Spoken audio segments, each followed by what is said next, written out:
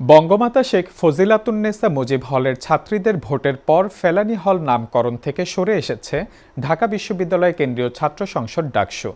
হলটির বেশিরভাগ ছাত্রীর দাবির পরিপ্রেক্ষিতে বীর প্রতীক সিতারা বেগম হল নামকরণ সহ ৩ দাবি নিয়ে বিশ্ববিদ্যালয় প্রশাসনের কাছে স্মারকলিপি দিয়েছেন ডাকসুর নেতারা।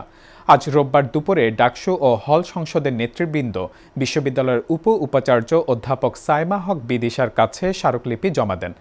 এতে ঢাবিতে থাকা শেখ পরিবারের ৫টি স্থাপনার নাম পরিবর্তনের দাবি জানানো হয়।